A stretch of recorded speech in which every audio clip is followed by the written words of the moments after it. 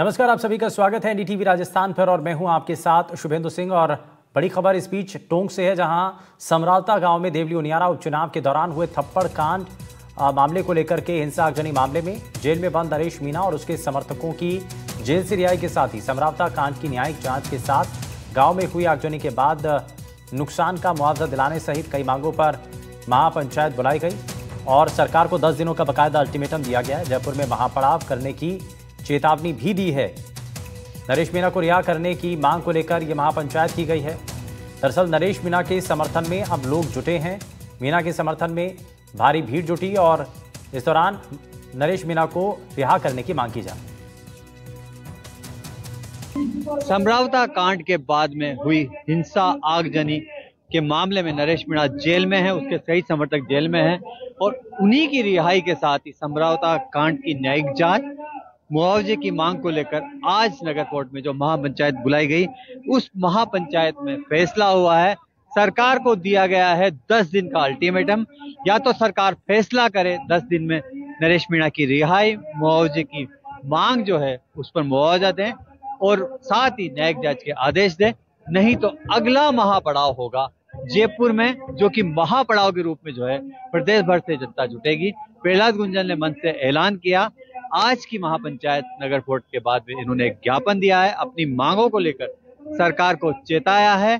अब देखने वाली बात यह होगी कि समरावता कांड के बाद में जिस तरह के हालात बने, उस सूरत में नरेश मीणा की रिहाई को लेकर, क्योंकि कानूनी एक प्रक्रिया है, उससे सरकार क्या करती है, सरकार का अगला कदम क्या होता है, और उसी के साथ अगर 10 दिन में सरकार सुनवाई नहीं करती तो महापड़ाव जयपुर के अंदर का जो निर्णय है उस पर किस तरह प्रदर्शनकारी आंदोलनकारी आगे बढ़ते हैं। नगर कोर्ट की महापंचायत के पास प्रहलाद गुंजन मेरे साथ हैं, बात करते हैं। सर, किस तरह का जो निर्णय है और ये जो भीड़ उमड़ी है, क्या संकेत दे गई आज?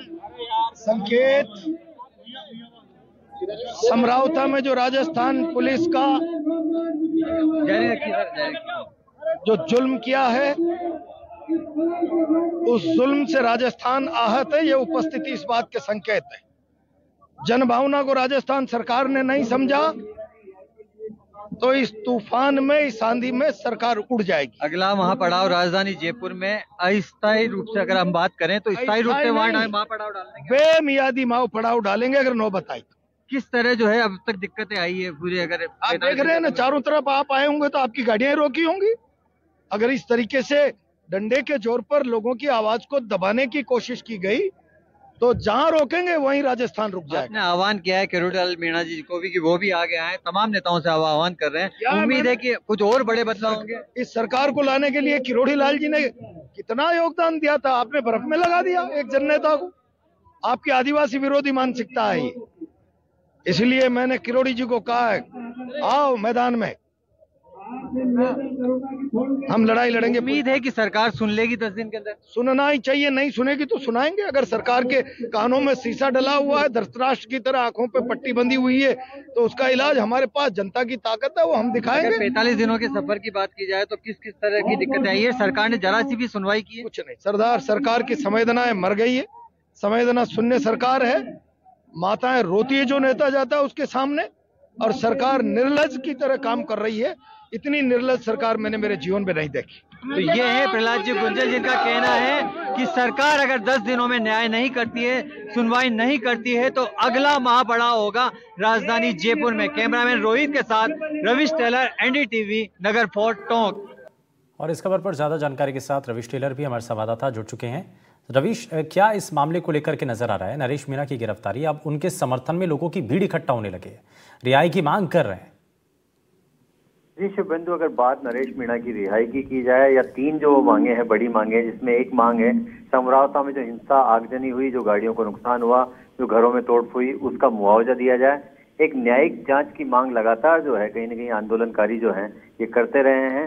उस सूरत में भीड़ जुटने वाली जो कहानी थी वो चौथ का बरवाड़ा से शुरू हुई थी, और उसके बाद जब दूसरी आज महापंचायत हुई नगर कोर्ट में, तो उसके अंदर जिस तरह नेता आए, पूर्व मंत्री प्रताप सिंह खाचरियावाल आए, करणी सेना के राष्ट्रीय अध्यक्ष महिपाल सिंह जो मकराना है वो पहुंचे, बाप के जो है 3 विधायक वहां पहुंचे। एक विधायक मध्य प्रदेश से आए, 2 राजस्थान से आए, अन्य आसपास के जो नेता हैं, अन्य जो सामाजिक संगठनों के नेता हैं वो वहां पहुंचकर जब अपनी बात रखते हैं तो एक ही बात निकल कर आती है कि किसी भी सूरत में हमें न्याय चाहिए। लेकिन सबसे महत्वपूर्ण बात यहाँ यह है कि क्योंकि ये मामला कानूनी प्रक्रिया के तहत है, नरेश मीणा और उसके साथी जो जेल में हैं, तो नरेश मीणा की रिहाई का फैसला सरकार नहीं कर सकती, वो फैसला अदालत से होना चाहिए, कोर्ट से होगा। तो अब क्योंकि 4 तारीख को जो है नरेश मीणा की पेशी भी है, तो उस सूरत में देखने वाली बात यही होगी कि अगले 10 दिन सरकार इस अल्टीमेटम को, जयपुर में महापड़ाव की घोषणा को, क्योंकि उनकी तारीख नहीं आई है, 10 दिन का अल्टीमेटम दिया, किस गंभीरता से लेती है, क्या उनके प्रयास होते हैं, किस तरह संवाद स्थापित होता है, महत्वपूर्ण ये होगा। लेकिन एक बात साफ है कि कहीं न कहीं जो नरेश मीणा को लेकर जो है लोगों की भीड़ या उनके समर्थक हैं, उनकी बढ़ती तादाद इस बात का संकेत है कि कहीं न कहीं आज भी नरेश मीणा को लेकर जो है लोगों में एक उत्सुकता है। हमने आज कोटा के लोग भी देखे, झालावाड़ की भी देखे, पिछली बार भी जब समरावता प्रकरण हुआ था तो उस दौरान जो जिन लोगों को गिरफ्तार किया गया था उसमें सवाई माधोपुर, बूंदी, कोटा, कई जगह बाहरी लोग भी थे। तो ये कहना कि नरेश मीणा सिर्फ समरावता तक सीमित होकर रह गए, नहीं, ऐसा नहीं है। और आने वाले दिनों में कितने लोग बढ़ेंगे, क्या किस तरह से पार्टियां इसको समर्थन देगी, कौन नेता आएंगे, ये महत्वपूर्ण होगा। ठीक है, बहुत शुक्रिया रवीश टेलर इस पर जानकारी देने के लिए। तो फिलहाल नरेश मीणा के समर्थन में भारी भीड़ जुटी है, कुछ मांगों को लेकर के यहाँ महापंचायत की गई है और ये भी कहा गया है कि अगर मांगों को पूरा नहीं किया जाता है तो आगे महापड़ाव भी किया जाएगा।